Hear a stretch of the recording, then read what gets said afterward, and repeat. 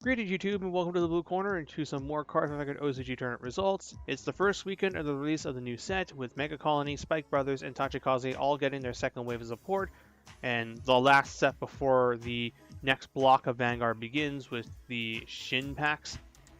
Yeah, so what happened? How'd things go? Did Tachikaze live up to some people's expectations? I know I was very high on the deck, and well, we're gonna find out. So we have two tournaments in this video. First one is the Niigata Grand Prix 2019 Last Chance Qualifier. 82 people were at it. Gold's won it, Naru's got second, Pale Moon got third, and Shadows got fourth. So a good bulk of what was good in the last format. And as far as the numbers go, Pale Moon was once again the most played deck in the room, followed by Shadows.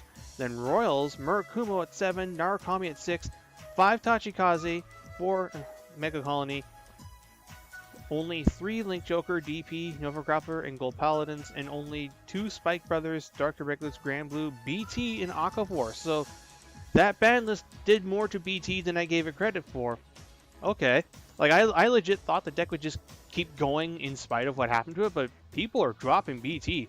It's not taking up nearly as much as it used to before. That's now Pale Moon. And yeah, so as you can see, none of the 3 recently supported clans managed to get into top cut. Tachi's was, of course, the most played of the bunch, which doesn't surprise me. And Spikes were, of course, the least played of the bunch, which also doesn't surprise me. It'll be different in the West, I'm sure. Anyway, so here's Gold's. I am kind of curious what they're going to do with this deck once Aggravate comes out, as will they try and incorporate that stuff into the Azel deck, or will they just try and build a new deck and disregard Azel entirely? I'm very curious to see how that'll go. Then Narukami here. Not much I can really say. This guy's playing the 7 grade 3 build, and he's not maxing out on Cho-Oh or playing copies of Desert Gunner Gaiban. He's got some more text in here. He's got Desert Gunner Shoran, I believe it's called. It's the one where you Soul Blast 2, and if he's in the front row when you discard a card for your Vanguard's effect, i.e. Gauntlet and Drill, you get a draw, and he's not a once per turn. I've thought about it. It's just the AK body really does make it iffy for me. He's got the Turning Bash Dragon, or whatever it's called in English now.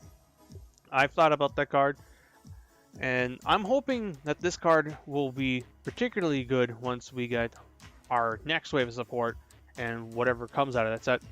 Only 2 copies of Cho-Oh, but he's also got more copies of Recklessness, and there's... what else can I really say here? He's playing the 5-3 crits to front ratio.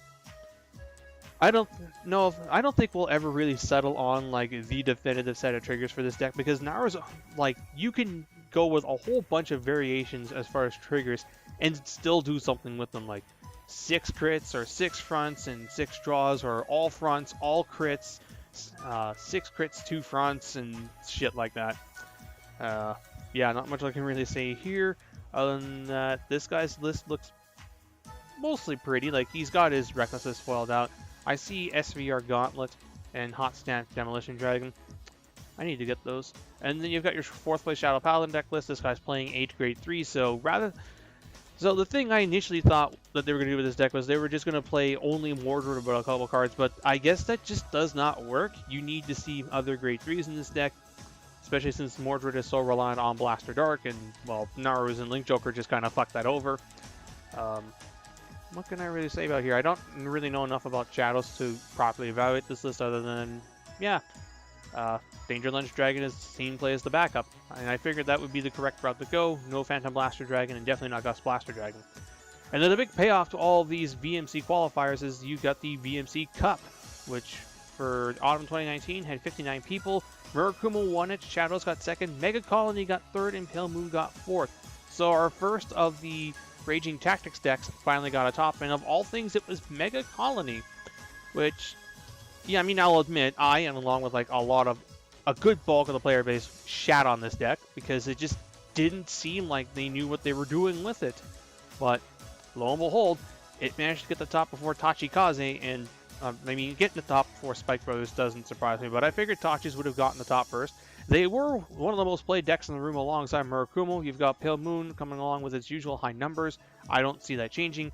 And you've got DP and Shadows at 11% apiece, Narukami at 9%, so fairly Axel heavy meta that we are going into with the release of the new set. You've got between Nova Grappler, Narukami, Murakumo, Pale Moon, and now Tachi, you've got 5 prominent Axel decks in the format.